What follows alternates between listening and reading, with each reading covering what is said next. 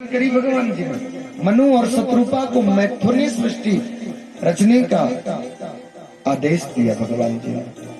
इनकी 5 संतानें हुई। सर्वप्रथम आकुति, देवहूति और प्रसूति, ये 3 बेटियां और 2 पुत्र, उत्तानपाद और प्रियव्रत, 2 पुत्र। मानो देवहूति माता मुक्त हो गई, कर्दम ऋषि को विवाही गई। पुत्र कपिल को अपने पुत्र के साथ, कपिल के साथ भगवान जी के परम धाम को गई। प्रसूति दक्ष प्रजापति को विवाही गई। उनके गर्भ से माता जगन माता, साक्षात जगन माता उनके गर्भ से आई। देवताओं का जन्म नहीं होता, ध्यान देना, देवताओं का जन्म नहीं होता, देवताओं का प्राकट्य होता है। भगवान जी के जैसे 24 अवतार है ना जी, 24 अवतार में से पूर्ण कलावतार भगवान जी के 2 ही हैं। कौन कौन? राम और कृष्ण। भगवान श्री राम जी का पूर्णावतार है, श्री कृष्ण जी का भी पूर्णावतार है। राम कृष्ण 2 एक हैं और दोनों में कोई अंतर नहीं है, दोनों एक है। अरे जब प्रश्न ये होता है कि जब भगवान कृष्ण आए थे, राम आए थे, तो कृष्ण बनने की क्या जरूरत थी जब राम बन करके आ गए थे? ये मर्यादा पुरुषोत्तम है। भगवान श्री राम जी मर्यादा पुरुषोत्तम है और भगवान श्री कृष्ण जी लीला पुरुषोत्तम है। राम कृष्ण 2 एक हैं, अंतर नहीं निमेष, इनके नयन गंभीर हैं, इनके चपल विशेष हैं। दोनों एक। आप उनकी आंखों से आंखें मिला करके देखिए, भगवान श्री राम जी की आंखों में आंखें डाल करके देखिए, कितनी गंभीरता है महाराज। उनका जीवन चरित्र तो, उनके ऊपर तो शब्द ही नहीं है हमारे पास। और इनके नयनक्ष में देखिए बहुत चपलता है महाराज। इनको तो रणछोड़ भी कहते हैं। ये तो यूं पैंतरा बदल देते हैं अपना, यूं। इनको रणछोड़ भी कहते हैं। अगर दांव पे आ गई बात तो लड़ गए, ना दांव पे आई तो भागे। रण को छोड़ करके जाने वाले वही भगवान रणछोड़ है। भगवान सुखदेव जी कहते हैं कि माता सती बन करके आई। किसके गर्भ से? माता प्रसूति के गर्भ से। दक्ष प्रजापति ने माता रानी की बहुत विनती करी, बहुत मिन्नता करी और माता ने उनको दर्शन दिया। माता ने कहा, बोला परम ब्रूही वर मांग लो, क्या मांगना चाहते हो तुम? बोला हे माते, हम आपके जैसी पुत्री चाहते हैं, हम आपके जैसी पुत्री। माता ने कहा, बोला हमारे जैसे तो भाई हम ही हैं, हमारे जैसे और कोई भी नहीं है। बोला तो तुम ही मेरी पुत्री बन करके आ जाओ ना। तथास्तु। बोला एक बात ध्यान में रखो, मेरा पुत्री बनाना तुम्हारे लिए महंगा भी पड़ सकता है भाई। हम आपकी पुत्री बन जाएंगे? ना ना माता, तुम जैसा कहोगी हम वैसे रहेंगे। तुम्हारे कंधे से कंधा मिलाकर, कदम से कदम मिलाकर के चलेंगे माता। लेकिन तुम एक बार मुझे विख्यात, दुनिया भर में विख्यात पिता होने का एक बार शुभ अवसर प्राप्त हो जाए महामाया, मेरी पुत्री बनकर के आ जाओ तुम। और उनकी पुत्री बनकर के 15 कन्याएं उनके पहले हैं और 16वीं कन्या के रूप में माता सती बनकर के आई। 16वीं कन्या के रूप में माता सती बनकर के आए। किसकी धर्म पत्नी बनकर के रहती है महामाया? भगवान शंकर की। हमने आपको कहा था ना कि 3 देवियां हैं, तीनों में से महाकाली, महालक्ष्मी, महासरस्वती। तीन ही रूप है महामाया के, बाकी तो हम अपनी मर्जी से, जैसे भाई यहाँ के गांव का नाम है कि यहाँ के गांव के नाम सात माता का नाम फलानी माता देवी है ना, कि माता फलाने फलाने गांव की देवी, फलाने गांव की देवी, ये हमारे अपने नाम है। लेकिन मां काली, महालक्ष्मी, मां सरस्वती, इन्हीं से नव स्वरूप हुए महामाया के, 9 स्वरूप हुए। और 9 के बाद तो भैया माता के नाम जैसे मानो हजारों हैं, तुम 1000 नाम महामाया के अपनी मर्जी से रखो, जो जैसे मर्जी नाम महामाया का, भगवान का नाम रख। महाकाली और महासरस्वती का घर नहीं बसा। महाकाली का घर क्यों नहीं बसा? बार बार भगवान शंकर को शादी करना पड़ रही है, बार बार वो अपना शरीर छोड़ रही है, क्यों? क्योंकि वो गुस्सैल स्वभाव की महाकाली दुष्टों का विनाश करने वाली है। अपना घाटा क्यों ना हो जाए, लेकिन दुष्टों को परे कर देती है महामाया। वो गुस्सैल स्वभाव के, आपने देखा होगा महाकाली का चित्र, काल्पनिक चित्र तो देखा होगा कि भगवान जी जैसे जा रहे हैं और माता रानी जा रही है, और भगवान जी जैसे विराट रूप लेकर के भगवान जी रास्ते में लेट गए।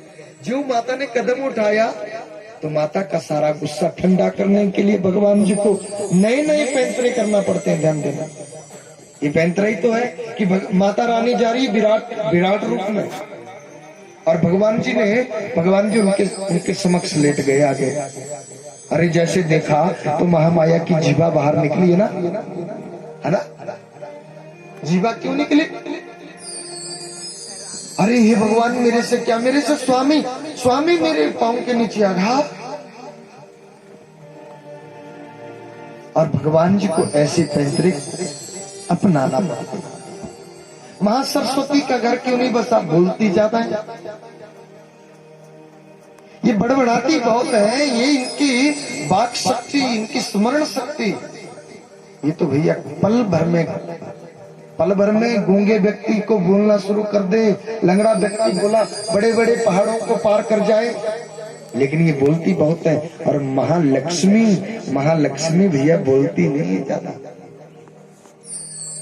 हाँ जी ना जी में केवल उत्तर देती है महामाया, और भगवान जी की सेवा में बस केवल रत रहती है महामाया। और जब से माता का घर बसा है, तब से लेकर के अब इस समय तक बसा ही बसा है। बोले लक्ष्मी नारायण भगवान की। 16वीं कन्या के रूप में आ गई वही महामाया।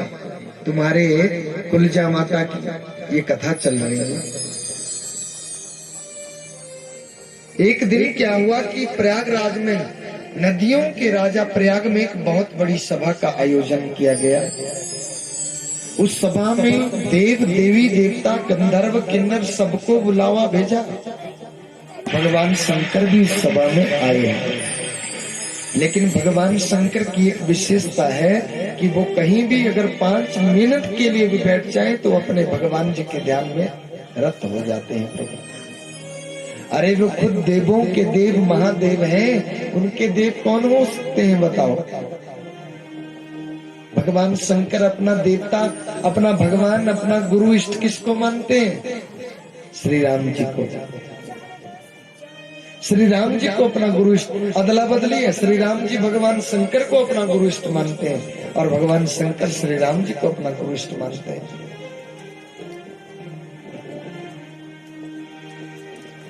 सभा में सभी लोग एकत्रित हो गए। भगवान शंकर वहां पे विराजमान बैठे हैं, लेकिन भगवान अपने प्रभु के ध्यान में रत हैं। और उतने में बड़े लोगों को क्या होता है कि भाई समय दिया होगा, अगर 1 बजे का समय अगर 1 बजे का दिया होगा तो वो 3 बजे पधारेंगे। आपने देखा है ना कि बहुत गैदरिंग हो जाए, उनकी लालसा क्या रहती है कि बड़ी भरी गैदरिंग हो जाएगी तब हम उनके बीच में से जाएंगे। भाई ये लालसा रहती है आदमी की। और बहुत लेट, बहुत देरी से दक्ष प्रजापति उस सभा में पधारे। सभी लोगों ने उठ करके उनका आदर सम्मान किया। सबने आदर सम्मान किया, लेकिन हुआ क्या कि भगवान शंकर वैसे के वैसे बैठे रहे। उनको कोई पता नहीं चला, कोई आया कोई गया, क्या हुआ, वो बैठे ही रहे। दक्ष प्रजापति ने अपना आसन लिया, ऊंचा आसन लगा था, वहां पे आसन अपना लिया और वहां बैठ करके सबसे पहले अपने जमाई माता सती भगवान शंकर जी को विवाह दी गई है। और जमाई राजा है कौन? भगवान शंकर। अपने जमाई राजा भगवान शंकर को खरी खोटी सुनाना शुरू कर दिया। देखो तो बोला कैसे जवाई को मैंने बोला अपनी बिटिया, अरे सुकुमारी सी बिटिया दी है, हाथी के जैसे बैठा है, इसको कोई ये अकल नहीं है कि कोई बड़ा आदमी बीच में से आ जाए तो आदर सम्मान कैसे करना, और बहुत कुछ सुनाया। भगवान शंकर के साथ विराजमान है कौन? नंदीश्वर। नंदीश्वर ने कहा, बोला अपनी जीवा को लगाम दो भैया, चुप हो जाओ, हमारे भगवान जी की निंदा ना करो। अरे तू मैं की भाषा बोल रहा है, हमारे भगवान के लिए ऐसी बुरी भली बातें मत बोल। और पोखंड देवता भृगु ऋषि दूसरे की निंदा में जो आनंद लेता है, ध्यान देना, कोई निंदा कर रहा है और हम उस निंदा में इतना आनंद ले रहे हैं कि पूछो ही मत महाराज। गांव पड़ोस में, गांव कस्बे में होता है ना कि कहीं कोई निंदित व्यक्ति, कोई बात ऐसी हो गई कि भैया किसी को मालूम नहीं है, और माताओं बहनों को बीच बीच में से सबको पता होता है। जब बात बाहर आती तो वो तो बोलती बेचारी कि मुझे तो पहले ही पता था।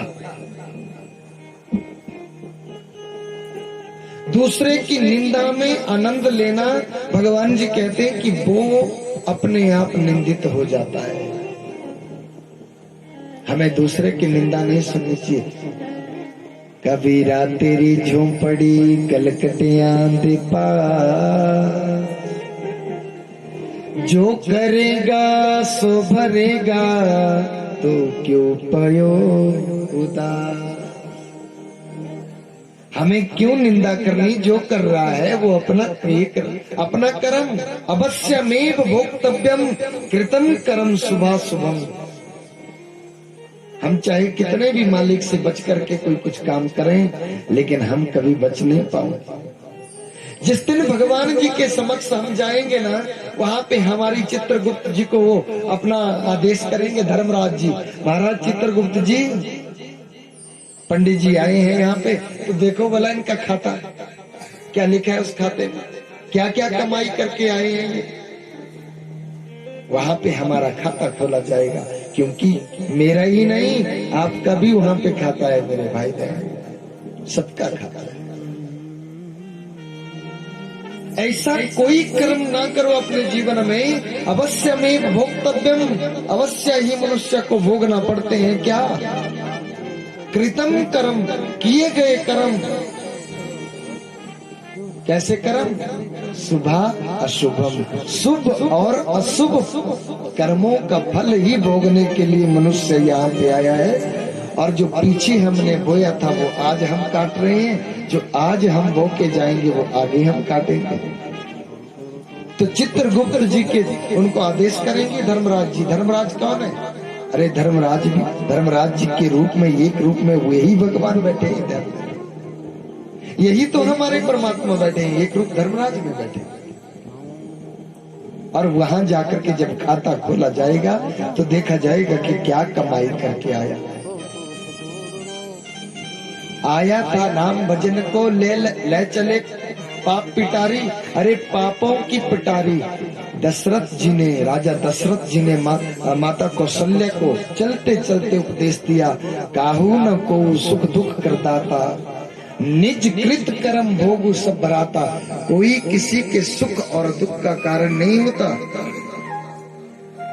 निज कृत कर्म, अपने किए कर्म भोगु सब भराता। यहाँ पे भोगने के लिए मनुष्य आया है। भाव से बोलो राधे राधे, भाव से बोल दो। कुछ नहीं। ये हम कहते कि फलाना आदमी जी हमें बस जीने ही नहीं दे रहा है, फलाना आदमी हमें ऐसा नजर लगा रहा है, वो कर रहा है, वो कर रहा है। जाको राके साइया मार सके ना कोई, बाल भी बांका ना करी सके जो जो जग बैरी है। कोई किसी का कुछ बिगाड़ ही नहीं सकता मेरे भाई बहन। हमारा कनेक्शन केवल कन्हैया से, भगवान जी से हमारा पक्की दोस्ती होनी चाहिए। ध्यान में हम भगवान जी से कामना तो करते हैं, लेकिन बदले में हम क्या, हम अपना अच्छा चाहते हैं ना। भगवान जी से अच्छे ही की कामना करते हैं हम कि प्रभु मेरे घर में ये दे दे, पड़ोसी के ऐसा हो गया, अभी मेरे घर में क्यों नहीं। जितना मनुष्य अपने दुखों से इतना दुखित नहीं है जितना कि दूसरे के सुख को देख करके दुखी है। ऐसा कर्म कभी ना करोगे। भगवान जी के दरबार में जाओ, वहां पे कुछ कामना करो, लेकिन कामना भी अच्छी होनी चाहिए। ये वाली कामना ना करो कि मेरी पड़ोसन ने, भगवान मेरे को ना वो देखती है, आज पता नहीं क्या हो गया, बस वो जो देखी थी वो मिली थी मुझे। अरे माता, अरे बहना, वो उसके मिलने से कुछ नहीं हुआ तेरे को। और भगवान जी के समक्ष, भगवान जी के मंदिर में जाकर के लोग क्या मांगते हैं कि बस हे माता मेरे घर में मेरे पुत्र को ना नौकरी दे दे, हमारा गाड़ी बंगला मकान ऐश्वर्याम पलट सब हो जाए हमारे पास। लेकिन पड़ोस मेरे बेटे क्या मांग रहा, यार इच्छा हुई जाओ। अरे भगवान भी सोचेगा कि अरे क्या मांग रही है तू मेरे से, क्या मांग रहा है, क्या डिमांड करी है तूने मेरे समक्ष। हम किसी के लिए बुरा मांगेंगे तो उसका बुरा होए ना होए, लेकिन हमारा बुरा जरूर होता है। भगवान जी के दरबार में कभी भी ऐसी कुंठा लेकर के नहीं जाना। उसका बुरा हमारे होने से, हमारे कहने से नहीं होगा। बिनु सत्संग विवेक न होई, राम कृपा बिनु सुलभ न सोई। अरे भगवान जी के सत्संग में जाओ, दान करो, धर्म करो। ये सत्संग रूपी हथौड़ा अगर हमारे शीश पे पड़ता रहेगा तो समझ लो कि हम कभी भी गलत रास्ते पे चलेंगे ही नहीं। तन पवित्र सेवा की, हमारे तन की पवित्रता कैसे है। धन पवित्र किए दान, मन पवित्र हरि भजन सो, होवत त्रिविध कल्याण। तन की पवित्रता कैसी है महाराज। हमारे तन की पवित्रता है हम बुजुर्गों की सेवा, अपने से बड़ों की सेवा करें, भगवान जी की चरणार बिंदुओं की सेवा करें। तन की पवित्रता है। धन पवित्र किए दान। एक बात ध्यान में रखना, तुम चाहे श्रीमद् भागवत महापुराण की कथा श्रवण करो या 18 पुराणों की कथा श्रवण करो, लेकिन आपको किसी शास्त्र, किसी ग्रंथ, किसी उपनिषद में ये नहीं मिलेगा कि भाई दान देने से कोई ऐसा कोई एक उदाहरण बता दो, दिखा दो कि दान देने से कोई आदमी घटा है। नहीं घटा। धन पवित्र किए दान, और जो हमारी कमाई है उसका 10वां हिस्सा हम जरूर भगवान जी के निमित्त लगाएं। अगर हम उस 10वें हिस्से को रोकेंगे, हमारे तक तो हमारी पीढ़ी बहुत अच्छी थी, लेकिन हमारे बच्चों में वो विकार आएगा। ध्यान देना, हमारे बच्चों में वो विकार जरूर आएगा। कुआं है सामने, मकान है, कुआं है, कुएं में पानी जा ही रहा है, बस जल जा ही रहा है। वहां से उस कुएं से कोई जल खींचने वाला नहीं है। 10 वर्षों के बाद आप जाओ उस कुएं में, वहां से जल खींच करके लाओ, क्या वो जल पीने योग्य रहेगा? बताओ। वो तो दूषित हो गया, ना वो पीने योग्य है, ना वो भगवत स्नान करने योग्य है। वो जल कहीं भी किसी काम का नहीं, हमारे काम का नहीं। आप बैंक में भरते ही जा रहे हैं, भरते ही जा रहे हैं, भरते ही जा रहे हैं।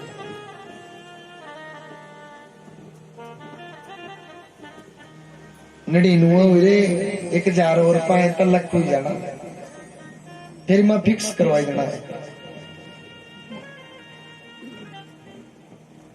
मन पवित्र हरि भजन सो होवत त्रिविध कल्याण। मन की पवित्रता भगवान जी के भजन में है। महाराज आप कह रहे हैं कि 10वां हिस्सा हम दान में करें। दान किसका करें? केवल रुपए पैसे कहीं दान नहीं होता। किसी को बुद्धि ज्यादा है, भैया बुद्धि का दान करो। कोई जो बुद्धि में कम है, आपके पास विद्या है, विद्या अर्जित की है, आप किसी को विद्या दान कर दो।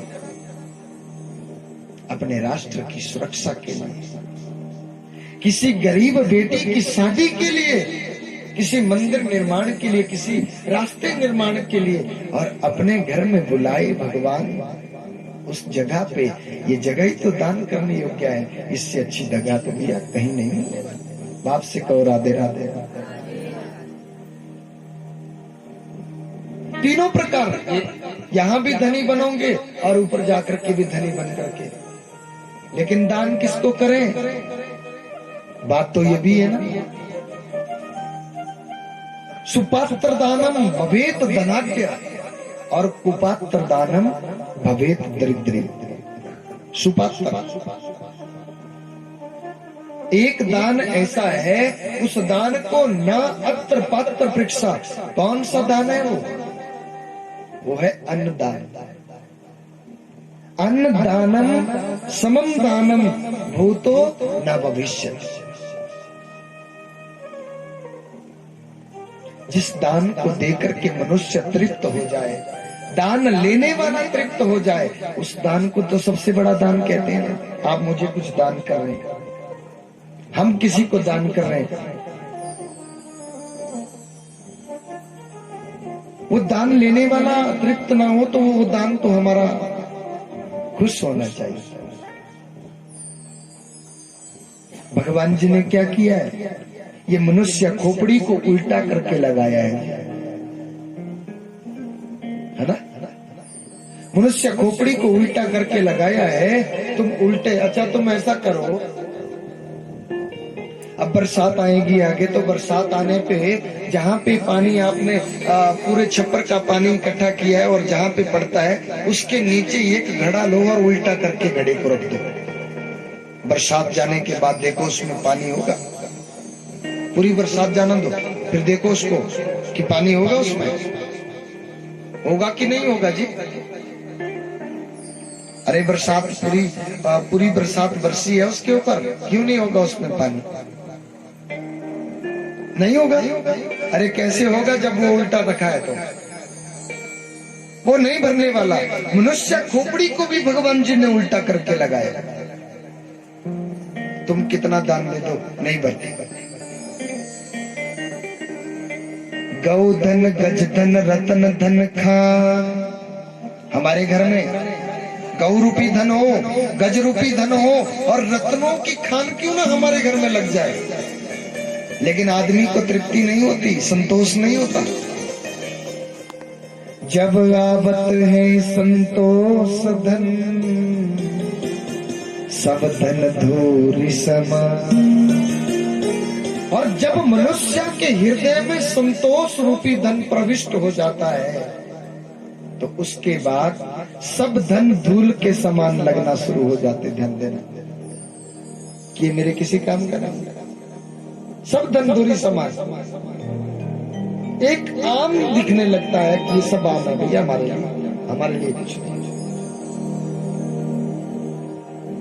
हम हम दान करें, कैसा दान करें? बोला दान के बारे में बताया गया कि इस हाथ से दान करें तो इस हाथ को पता न चले कि क्या दान कर दिया हमने। और उल्टे में क्या हमारी क्या फितरत क्या है हमारी कि हम दान तो करेंगे, लेकिन जब तक 5-10 सने नहीं बोले ना कि पंडित जी आए रहते थी ना जो वहां से एड़ा दान करीता, मैं बड़े दिन आते थी, मेरी ख्वाहिश भी मैं दान करना मैं करीता। वहीं पे वो आधा हो गया, ध्यान देना। अगर दूसरे से सुनाया तो 25% और कम हो गया। तीसरे से 4 आदमी से अगर हमने बोल दिया तो बिल्कुल मिट्टी है वो। हमने मिट्टी दान करी, हमने कुछ दान नहीं करी। बाप से कहो राधे राधे। जिस दान को कुपात्र दानम भवेत दरिद्र सतपात्र, जिस दान को लेने का अधिकारी हम दान दे रहे हैं, हम पुस्तक दान दे रहे हैं, हम ग्रंथ दान कर रहे हैं किसी को, है ना, हम ग्रंथ किसी को दान कर रहे हैं तो उस ग्रंथ को दान लेने का अधिकारी भी तो होना चाहिए ना, कि वो उस जो आपके द्वारा ग्रंथ दिया जा रहा है उसका स्वाध्याय भी करेगा। ये ते जाना कने बच्चा जहाज बनाने जे फाड़ना कने जहाज बनाने हो जहाज बनाई है ना। क्या बोला? शास्त्र कह रहे हैं कि कुपात्र दानम भवेत दरिद्री। हम दान भी कर रहे हैं और ऊपर से हमें क्या दरिद्रता भी प्राप्त हो रही है। सुपात्र दानम भवेत धनाढ्य। कोई जानने वाला होगा बेचारा, कोई पुरोहित होगा, कोई पढ़ा लिखा, कोई जिज्ञासु कोई होगा, उसको आप दान दे रहे, मतलब ही नहीं। 100% दान। हर दान को देने के लिए हमें पहले पात्र को ढूंढना है। ध्यान देना कि ये पात्र आदमी है, निर्व्यसनी होना चाहिए, व्यसनहीन होना चाहिए, उसको हम दान दे रहे हैं। लेकिन एक दान को ना अत्र पात्र परीक्षा। किस दान को? अन्नदान हम किसी को भी कर सकते हैं। अन्नदान हम किसी को, जो भूखा है वो अन्नदान का लेने का अधिकारी है, उसको हम दान दे सकते हैं। अगर यहाँ दिया होगा तो वहां तो जाकर के मिलेगा, जो दिया ही नहीं होगा तो फिर क्या मिलेगा महाराज। पंडित जी एक जगह पे हम कथा करने के लिए गए, वहां पे बोला आप कह रहे थे बोला कि 10% की बात, तो बोला 5,000 में से 500 रुपए देना तो अच्छा लगता है ना, लेकिन 5 लाख में से 50,000 देना बहुत मुश्किल है, बहुत मुश्किल है। अरे जब हम दान ज्यादा दे तो उसमें थोड़ा कम कर दो ना पंडित जी आपकी। अरे भैया मैं लिख रहा हूँ इस पे, मैं नहीं लिख रहा हूँ, ये तो पहले से लिखा है, ऋषि मुनियों का कथन है हमारा। और एक बात ध्यान देना, आज के बाद ध्यान देना कि हमारी जितनी कमाई है, भगवान कहता है कि तू 100 रुपए की दिहाड़ी लगा करके आता है प्यारे, उसमें से मैं केवल 10 रुपए मांग रहा हूँ। और वो भी किस रास्ते पे? मैंने बताया आपको कि कहीं भी आप किसी गरीब बेटी की शादी में आप दान दे दीजिए। आपके पास हो गया भैया, भगवान जी को घर में बुला लीजिए, दान दे दीजिए। उस दान का महत्व 1,000 गुना है, 1,000 गुना। वो कभी अक्षय दान हुआ, वो अक्षय दान। और एक बात है, अन्नदान इसीलिए बड़ा बताया गया। आप किसी को, आप हमें खाना खिलवाते हैं, हम खाना खाते हैं तो खाना खाने के बाद अगर हमारे यजमान लेकर के बर्फी और मालपुड़े लेकर के आ जाए, रसगुल्ले लेकर के आ जाए कि लो पंडित जी आप खा लो, तो भैया यहाँ तक तो क्योंकि तृप्त हो गया हूं ना मैं, यहाँ तक तो बड़े आराम से खा करके ठूस करके यहाँ तक भरा पड़े हैं। फिर उसके बाद क्या खाएंगे बताओ? अंदर से आवाज आएगी, हृदय से आवाज आएगी कि अभी तो नहीं यजमान जी, 2-1 घंटे के बाद खा लेंगे, लेकिन अभी तो बिल्कुल नहीं खा पाऊंगा। वो दान बड़ा बताया। इसीलिए अन्नदान धन्य है वो प्रांगण जिस आंगन में 10 आदमी तृप्त होकर के जाते हैं। मेरे भाई बहन, धन्य है वो। भागवत में लिखा गया कि अन्नदान के समान तुम अन्नदान करो, कोई सभी। माता यशोदा के लिए तो बोला बहाना चाहिए था, रोज का रोज बहाना चाहिए था कि भैया ये सबको बुलाओ।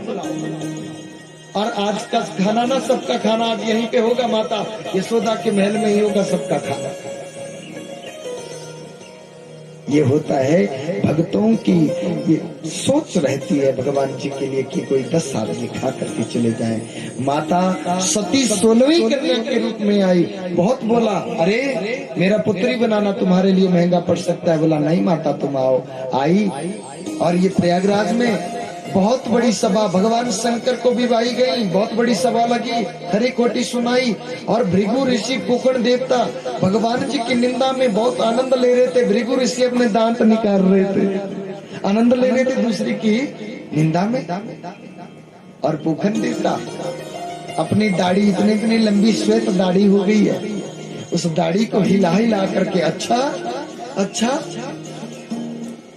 माता ही महीने भी होते ना कि बोला एक किरे कान्ना च दूजिया बोलना। बोला मैं तू नहीं सुनाया कर रही, और नहीं देखा सुनवादी को तेरे को नहीं सुनाया कर रही हूं। जब पता चल जाएगा ना, बोला मुझे पहले पता था। हाय बता हे भगवान, वही बात अरे कह दी, यहां से कह डाली महाराज किसने, नंदीश्वर ने, कि जो अपनी दाढ़ी को हिला हिला करके आनंद ले रहा है ना मेरे प्रभु की निंदा में, उसकी दाढ़ी नोच दी जाएगी। जो दांत निकाल रहा है उसके दांत नोच दिए जाएंगे। और जो मैं की भाषा बोल रहा है ना ऊपर से कि मैं ही सब कुछ हूँ, मैं ही करने वाला हूँ, मैं ही करवाने वाला, अरे कुछ नहीं है तो मैं की भाषा कौन बोलता है? बकरा बोलता है। और उसके धड़ से बकरे का स्थापित कर दिया गया। जब ऐसे स्थापित कर दिया गया, सभा स्थगित हुई, भगवान चले गए, भगवान शंकर चले गए, सब चले गए। भगवान जी 87,000 वर्षों तक भगवान जी की क्या समाधि लगी है। आज के दिन क्या हुआ, एक बहुत बड़ा यज्ञ किसके द्वारा? दक्ष प्रजापति के द्वारा। कहाँ है माता का मायका? हाँ जी, कनखल में, हरिद्वार के साथ लगती जगह है कनखल, वहां पे भगवती माता का मायका है, दक्ष प्रजापति का महल है। आज क्या हुआ कि आकाश मंडल से दक्ष प्रजापति ने बहुत बड़े यज्ञ की तैयारियां करी है। बृहस्पति सब नामक यज्ञ है महाराज। यज्ञ का क्या नाम है? बृहस्पति सब नामक। उस यज्ञ में सभी देवी देवता गंधर्व किन्नर सब जा रहे हैं। चंद्रमा और चंद्रमा की पत्नी रोहिणी, वो भी महाराज अपने अपने विमानों में बैठ करके जा रहे हैं, सभी देवी देवता लोग। माता रोहिणी ने देखा कैलाश में कि माता तो कैलाश में है। कौन? माता सती कैलाश में। बोला इनके मायके में इतना बड़ा यज्ञ लगा हुआ है और ये कैलाश में अभी भी जा नहीं रहे क्या? और एकदम अपने पति को बोला, बोला एक मिनट रुकिए महाराज, रुकिए स्वामी रुकिए। आवाज लगाई, बोला बहना, बोला तुम नहीं जा रही? बोला कहाँ? बोला लो जी कर लो बात। बोला आपको मालूम नहीं कि आपके मायके में बहुत बड़ा यज्ञ बृहस्पति सब नामक यज्ञ चला है और ना जाने वहां पे कितने प्रकार के तो व्यंजन बनेंगे, तुम नहीं जा रही हो? बोला हाँ हाँ। ध्यान रखना कि बेटी कभी भी अपने पिता की अवहेलना नहीं करती, ध्यान, तिरस्कार नहीं देखती बेटी। बेटी ने सोचा, माता सती ने सोचा कि पिताश्री ने हमें क्यों नहीं बुलाया। और वो जो यज्ञ किया जा रहा है वो यज्ञ केवल भगवान शंकर को नीचा दिखाने के लिए ही किया जा रहा है। सबको बुलाया लेकिन भगवान शंकर को ना बुलाया, उस यज्ञ में नहीं बुलाया, सबको बुलाया। माता रानी ने कह दिया, बोला चलो चलो जी, बोला हम भी आएंगे। हाँ हाँ वहां तो बोला हम जा रहे हैं, तुम चलो हम आ रहे हैं। और माता ने जिस काम में माता रानी लगी थी उस काम को वहीं पे छोड़ा और सीधे भगवान जी, जहां पे भगवान मेरे प्रभु तपस्या में लीन थे, वहां पे जाकर के भगवान जी की सेवा करने लगे। सेवा करने लगी। भगवान जी ने कहा, बोला देवी, बोला कुछ बहुत ज्यादा मस्का लगा रही है, क्या बात है? बहुत मस्का लगा रही है। माता रानी के शब्दों को देखो आप, महामाया ने क्या शब्द बोला। जी स्वामी सुनो, आपके ससुराल में बहुत बड़ा यज्ञ लगा हुआ है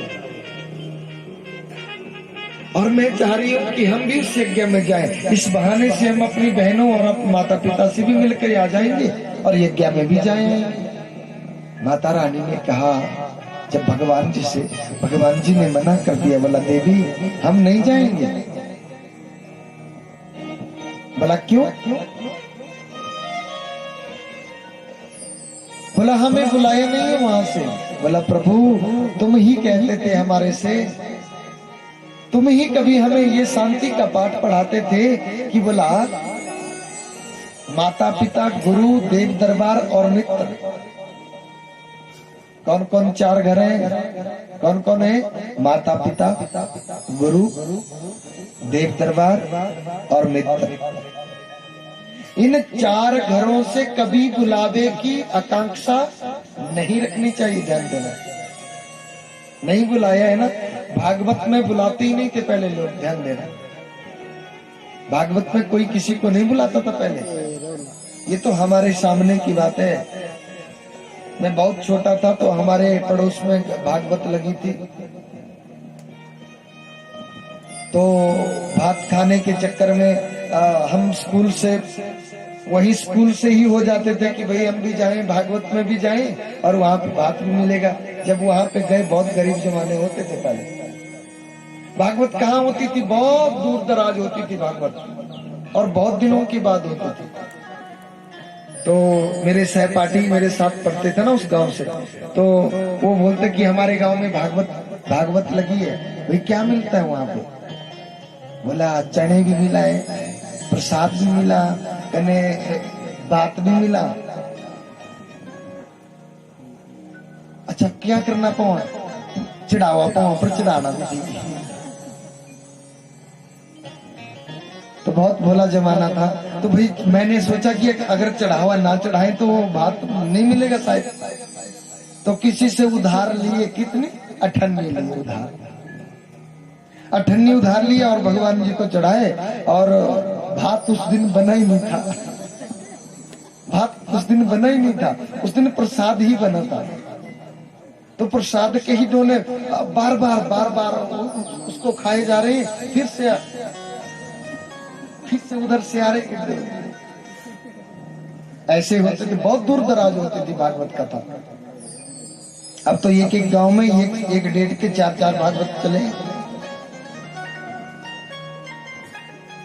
अरे माता रानी ने कहा, बोला प्रभु आप ही कहते थे कि इन 4 जगहों पे बिना बुलावे चले जाते हैं, लेकिन रिक्त हस्तम न गच्छेत, कभी भी इन 4 घरों में खाली हाथ नहीं जाते। ध्यान देना, चले तो जाते बिना बुलावे, लेकिन रिक्त हस्तम न गच्छेत, कभी खाली हाथ नहीं जाते, कुछ ना कुछ हाथ में चाहिए। सुदामा गए थे ना अपने लंगोटिया यार के, सुदामा गए थे ना अपने भगवान जी के पास, क्या लेकर के गए थे? हाथ में कुछ भी नहीं था, पास में कुछ भी नहीं था, लेकिन अपनी पत्नी सुशीला को कहे, बोला सुशीला हम द्वारिकाधीश के यहाँ जा रहे हैं, तो मेरा मित्र भी है, लंगोटी यार भी है, और मेरा भगवान भी वही है। तो कुछ तो किंचित उपायनं दीयताम कल्याणी चतुरो मुष्टि तंडुलान याचित्वा। अरे 4 मुट्ठी चावल, वो भी याचना, वो भी मांग करके लाई बेचारी, वो भी मांग करके लाई। और तब भी भगवान जी के दरबार में गए, लेकिन खाली हाथ नहीं विदा किया। इन 4 जगहों पे तुम जाओ, लेकिन रिक्त हस्तम न गच्छेत। माता रानी ने बहुत जिद ठान के रखी है। ध्यान देना कि चलो जी चलो जी चलो। भगवान जी ने मना कर दिया, और आज जब महामाया नहीं मानी तो भगवान जी को ये सारा वृतांत सुनाना पड़ा। बोला देवी इसी कारण हम जा नहीं पा रहे थे, और तुम्हारे पिता ने हमारे साथ ऐसा ऐसे अभद्र व्यवहार किया। अगर आजकल की बात होती ना किसी लाड़े की, और ससुर ने उसको कुछ बोला होता ना तो सबसे पहले आकर के अपनी लाड़ी के ऊपर जल्लाता, अपनी घरवाली के ऊपर जल्लाता कि तेरे बाप ने मेरे को ऐसा कुछ बोला। भगवान जी ने नहीं बोला। भगवान जी सीधे आए और शांत होकर के अपने प्रभु के ध्यान में। माता रानी ने इतनी जिद ठान करके क्यों रखी? आज दिन तक ये कहीं प्रमाण नहीं मिला कि भैया माता रानी कभी अकेली गई हो, भगवान कभी अकेले गए हो ना, ये कहीं प्रमाण नहीं। लेकिन आज अपने आप बोला तुम नहीं जाना चाहते तो मुझे भेज दो, मैं जाइए। हाँ बोला तुम जाओ दी। नंदीश्वर को आदेश किया भगवान जी ने, भगवान शंकर ने बोला बेटा अपनी मां का सारा सामान, सारी सामग्री लेकर के जाओ और इसको अपने मायके में छोड़ के आओ। नंदीश्वर बहुत सोच में पड़ गए। बोला प्रभु तुम क्यों कह रहे हो ऐसा कि इसको छोड़ करके ही आ जाओ? लेकिन प्रसन्न नहीं कर पाए भगवान। चल पड़े। ये क्यों इतनी जिद ठान करके? क्यों? क्योंकि माता अपने शरीर को छोड़ना चाह रही। क्यों क्यों छोड़ना चाह रही है? क्योंकि भगवान जी ने माता का परित्याग कर दिया है। क्यों किया है परित्याग? अब ये कथा चले जाएगी, भागवत में नहीं है, लेकिन ये कथा चले जाएगी रामायण। रामायण से इसका भगवान शंकर और माता सती कैलाश पर्वत पे बहुत सुंदर से अपना जीवन यापन कर रहे हैं मेरे प्रभु। एक दिन की बात है कि भगवान श्री राम जी माता सीता के पीछे बिलक उठे। किसके साथ के कारण? नारद ऋषि के साथ के कारण। नारद का साथ लगा भगवान जी को और भगवान श्री राम जी बिलके, हाय सीते सीते तुम कहाँ हो? और इस दृश्य को यहाँ से भगवान शंकर ने देखा तो माता सती को बता दिया कि देखो तो देवी हमारे गुरु बोला, हमारे गुरु इष्ट कैसी कैसी लीला प्रसाद कर रहे हैं। माता ने देखा, बोला ये है आपके भगवान। माता सती ने कहा भगवान जी से कि प्रभु ये आपके भगवान? बोला हाँ ये हमारे भगवान है। ये मानव रूप में आए, मनुष्य रूप में आए हैं मेरे प्रभु। माता सती सोचने लगी कि अगर ये भगवान होते तो इनको पता होता ना कि इनकी घरवाली किसने चुराई है, कहाँ चले गई है। अंतर्यामी होते ना ये भगवान नहीं हो सकता। ये झूठ बोल रहे हैं मेरे से कि ये भगवान है हमारा। माता ने क्या किया? माता का मन नहीं माना। माता ने क्या किया? एकदम से माता सती ने सीता का रूप धारण किया। ध्यान देना, माता सती ने सीता का रूप धारण किया और सीधे जाकर के जहाँ पे भगवान श्री राम जी बिलक रहे थे, रो रहे थे, वहां जाकर के दस्तक दे दिए एकदम से जाकर के। जब वहां पहुंच गए लखन भैया के पास, लखन भैया ने दोनों चरणों की वंदना करी, महामाया के चरणों की वंदना करी। और माता ने पूछा, बोला भैया तुम्हारे भैया कहाँ? इशारा क्यों कर? माता रानी भगवान श्री राम जी के पास पहुंची। जब उनके पास पहुंचे सीता का रूप लेकर के आई थी। भगवान श्री राम जी के पास जब पहुंची महामाया, एकदम से मेरे प्रभु श्री राम जी ने क्या किया कि उनके चरणों की वंदना कर दी। उनके चरणों की वंदना कर दी महाराज। भैया ऐसा कौन पति है जो पत्नी के चरणों की वंदना, है ना? ऐसा होता है कभी? क्या यहाँ होता है ऐसा? बोलो हाँ जी ना जी करो, मुझे कुछ गड़बड़ लगे रहा है कि कहीं ऐसा ही तो नहीं है कि सुबह उठ करके वो थाली लेकर के कि हाँ आओ आओ दीदी, हाँ जी ना जी करो। ऐसा होता है यहाँ पे कि नहीं होता? नहीं होता है। माता रानी के जब चरणों की वंदना प्रभु श्री राम जी ने कर डाली तो माता के पांव तले से मानो जमीन खिसक गई। ये तो वाकई अंतर्यामी है। इन्होंने तो मुझे पहचान लिया, ये तो अंतर्यामी है। माता को पूछने लगे प्रभु श्री राम, बोला महामाया बोला इतने घनघोर जंगल में और इतनी रात्रि को तुम अकेले, हमारे प्रभु कहाँ हैं? कहाँ है हमारे भगवान? माता से कुछ नहीं बोला गया, कुछ भी नहीं बोला गया। और माता जिस पांव को लेकर के गई थी उसी पांव को लेकर के वापिस, और आकर के प्रभु श्री भगवान शंकर के समक्ष कहाँ बैठती माता रानी? वाम भाग में। भगवान जी ने क्या किया कि माता का आसन यहाँ से उठाया और अपने समक्ष, अपने सामने रख दिया। माता रानी यहाँ बैठने लगी, प्रभु ने उठा दिया कि देवी तुम इस जगह को खो चुकी। क्यों? क्योंकि तुम हमारी गुरु माता का रूप लेकर के गई थी, अब तुम्हारे में ही मैं कैसे पत्नी रूप को देखूं बताओ। और भगवान जी ने मन से परित्याग कर दिया माता रानी का।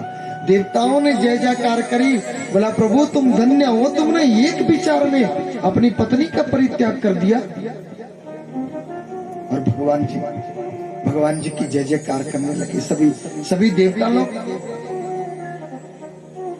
अब माता रानी को इस जगह पे बैठने के लिए कोई आसन नहीं है। इसी कारण माता दुखी होकर के इस शरीर को छोड़ना चाह रही हैं और नया शरीर धारण करना चाह रही है। इसी कारण और ये मौका आज मिला है कि माता ने ये जिद ठान करके रखी है कि मुझे भेजो, मैं जाऊंगी जी। भगवान जी ने कह दिया कि जाओ, और जाकर के पहुंच गई अपने पिता के घर में, जहाँ पे बृहस्पति सब नामक यज्ञ चला था। उसमें सभी देवताओं के नाम की आहुतियां दी जा रही हैं। भगवान शंकर के लिए कहीं भी स्थान नहीं रखा, स्थान ही नहीं बनाया। आहुति देना तो दूर की बात है। ये जो आहुति होती है जी, ये क्या होता है? आहुति क्यों दी जाती है देवताओं को? कि देवताओं का भोजन होता है, ये देवताओं का भोजन होता है। आहुति अग्नि में स्वाहा, अग्नि में स्वाहा, और ब्राह्मण के मुख में आहा। माता हंस रही, बोला अपने लिए पंडित जी बात कर रहे हैं कि भाई अच्छा अच्छा व्यंजन खिलाओ। भगवान जी ने अपनी विभूतियां बताई, ध्यान देना। भगवान जी ने अपनी विभूतियां बताई हैं कि मैं कैसे प्रसन्न होने वाला हूं। वेद में भगवान जी ने लिखा है, ब्राह्मणों मुखादरग्नि रजायत, ब्राह्मणों मुखादरग्नि रजायत, ब्राह्मण के मुख में और अग्नि में मेरा वास है। ब्राह्मण के पास क्या है? ब्राह्मण का घर कैसे चलता है? आपके दिए से हमारा घर चल रहा है।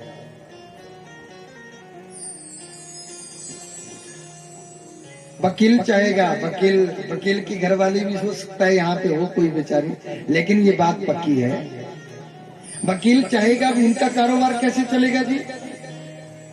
सोचो, अगर कोई आपस में लड़ेगा झगड़ेगा कुछ और होगा तो उनको तो अधिकृत किया है वहां पे कि वो तो भाई निपटारा करेंगे, अच्छे को अच्छा बुरे को बुरा, है ना?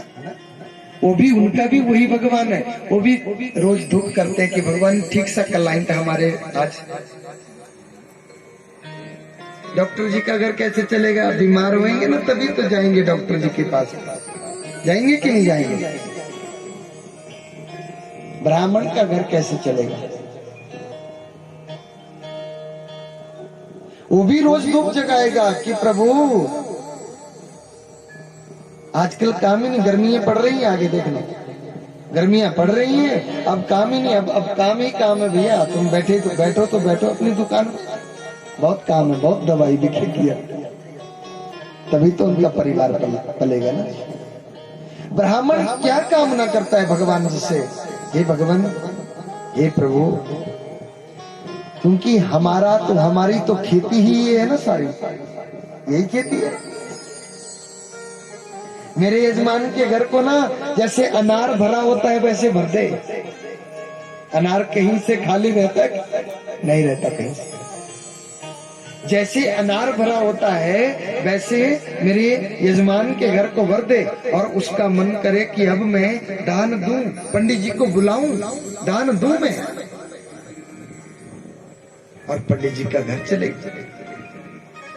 वो यही काम न करेगा। और जब उसको बुलाया जाएगा, पंडित जी को बुलाया जाएगा, उनको वस्त्र आभूषण दक्षिणा दे करके, वस्त्र आभूषण दक्षिणा दे करके जब अलंकृत किया जाएगा, महाराज उनको मनाया जाएगा, तो वो चलते चलते क्या सुआशीर्वाद दे करके जाएगा, क्योंकि ब्राह्मण के मुख में देवता मेरे प्रभु का वास है। शरीर वर्चस्व आयुष्म आरोग्य विदा क्षोभमानम मय्यते, धनम धन्यम पशुम बहु पुत्र लाभम सत संवत्सरम दीर्घमायु। वो मन से अपने यजमान को अब लेने को क्या रह गया बताओ। शरीर वर्चस्व आयुष्म आरोग्य विदा क्षोभमानम, तेरी उम्र बढ़े, तेरा परिवार बढ़े, तेरा माल मवेशी बढ़े, तेरा सब कुछ बढ़े मेरे भाई, इसमें कोई दो राय नहीं है। हमारे तन के ऊपर जो भी कपड़ा भी पड़ा है मेरे भाई बहन, वो भी आप ही लोगों का दिया गया है। हमारा परिवार आपके दिए से पलता है। ये भगवान जी की अनुकंपा है कि हमें इन्होंने अधिकृत किया है यहाँ के लिए। हम जो कथा कह रहे हैं वो आपको उतर रही है, समझ आ रही है कि कहीं निद्रा तो नहीं लग रही? तो हम तो बदल देंगे कथा को थोड़ा। आपको आनंद आ रहा है कथा सुनने में? हाँ जी ना जी करो, ऐसे नहीं करो। आनंद आ रहा है? बहुत अच्छा। भगवान सुखदेव जी राजा परीक्षित को कहते हैं कि सुनो राजन, जब माता रानी वहां पे चले गई, माँ ने अपने कलेजे के टुकड़े को अपने हृदय से लगाया, पिताजी के बारे में पूछा, बोला पिताजी कहाँ है? उधर है। जब बेटी को देखा आते हुए और 15 के 15 बहनें संकोच भरी दृष्टि से देख रही हैं कि बोला देखो इसको बुलाया भी नहीं है और ये आ चुकी है, आ गई है। बहुत संकोच से सीधे चले गई जहां पे हवन की आहुतियां दी जा रही थी। हमने कहा ना कि देवताओं का भोजन होता है अग्नि में स्वाहा। भगवान जी कहते हैं कि मैं सबसे ज्यादा खुश होता हूं कि ब्राह्मण के मुख में, ब्राह्मण अगर वाह यजमान जी बहुत सुंदर व्यंजन बनाया, मन से हृदय से अगर बात कहे, इस बात को गांठ में बांध लेना पक्की, कि ब्राह्मण अगर खुश हो गया तो नारायण खुश हो गए, नारायण खुश। अरे वहां पे तो भगवान शंकर के लिए कोई जगह नहीं बनाई है, आसन ही नहीं दिया है, और उनके नाम से कोई आहुति नहीं दी जा रही है, और प्रथम भोक्ता है भगवान शंकर यज्ञ के। माता रानी को बहुत गुस्सा आया। माता रानी ने अपने पिता को बुलाया, बोला इधर आओ पिताश्री, तातश्री इधर आओ। बोला याद करो उस दिन को जिस दिन तुम मेरे सामने गिड़गिड़ा करके मेरे समक्ष क्या गिड़गिड़ा करके बोल रहे थे कि तुम मेरी पुत्री बन करके आ जाओ, याद करो उस दिन को। और वो तो मैं की भाषा कहने लगा। बोला धिक्कार, मुझे शर्म आ रही है आपको पिता बोलने में, धिक्कार है तुम जैसे पिता के लिए। बोला अरे मेरा बस चलता ना तो मैं अभी की अभी तुम्हें मौत के घाट उतार देती, लेकिन दुनिया की नारियों के ऊपर ये उंगली उठाई जाएंगी कि एक पति की अवहेलना के लिए एक पुत्री ने अपने पिता को मौत के घाट उतार दिया। मैं ऐसा नहीं करने वाली, मैं ऐसा नहीं करूंगी।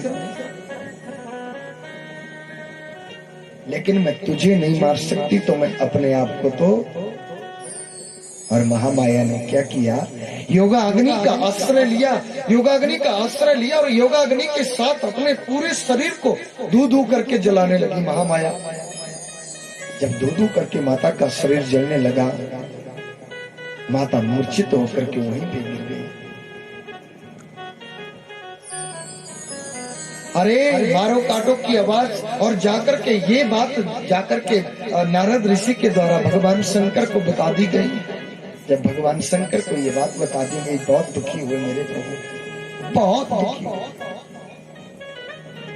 अपने केसों से भगवान शंकर ने एक लौ ली, एक जटा ली और उसको जमीन पे फोड़ा और वीरभद्र की उत्पत्ति हुई महाराज। वीरभद्र नामक गण की उत्पत्ति हुई। भगवान जी ने आदेश किया कि जाओ तुम दक्ष के यज्ञ को विध्वंस कर दो। बोलो राधे राधे। दक्ष के यज्ञ को ही विध्वंस कर दो। जब ऐसा कह दिया महाराज, आए वीरभद्र आए और यज्ञ को विध्वंस कर दिया। दक्ष प्रजापति के धड़ से सर को अलग कर दिया गया। पूकन देवता की दाढ़ी नोच भृगु ऋषि के दांत उनके हाथ में थमा दिए महाराज, क्योंकि उनको क्या लगा था, सांप लगा था नंदीश्वर का। दूसरे की निंदा में आनंद लेते हो तुम, ये बात तो अच्छी नहीं। ये बात जब भगवान जी को बताई गई, मेरे प्रभु बहुत दुखी हुए और मेरे भगवान शंकर अब अपने ही आप आए हैं, अपने आप आए। माता के मृत शरीर को देख करके बहुत हृदयवादी, बहुत दुखी हुए, बहुत दुखी। भगवान जी ने क्या किया, माता के अर्ध जले शरीर को अपने कांधे पे उठाया और बिरहियों की तरह घूमने लगे। जहां जहां भगवान जी को माता रानी की याद आती, वहां वहां पे रो लेते मेरे प्रभु। और जहां जहां पे भगवान जी के अक्ष गिरे, नयन अक्ष गिरे ना, वहां वहां पे क्या उत्पत्ति हुई, किस चीज की उत्पत्ति हुई वहां पे? रुद्राक्ष। रुद्र अक्षः यस्य स रुद्राक्ष। वहां पे रुद्राक्ष की उत्पत्ति हुई, ध्यान देना। वहां पे रुद्राक्ष की उत्पत्ति। देवता, अरे देवता लोग, देवी देवता पृथ्वी के सहित भगवान नारायण के पास पहुंच गए कि बोला भगवान अगर तीसरा नेत्र खोल देंगे ना तो भैया हमारी तो खैरियत नहीं है, कुछ नहीं बचेगा इस पृथ्वी के ऊपर, प्रभु आप ही कुछ करिए। भगवान जी ने कहा, बोला निज स्थान तिष्ठा, आप अपने इस जगह पे चले जाओ, मैं देख लूंगा। भगवान जी आए। जहां जहां पे भगवान शंकर माता के विरह में, माता की याद में रोने धोने लगते, वहीं वहीं पे भगवान नारायण जी ने अपने सुदर्शन चक्कर से माता के शरीर के टुकड़े टुकड़े करना शुरू कर दिए और माता के शरीर के 52 टुकड़े किए गए, ध्यान देना।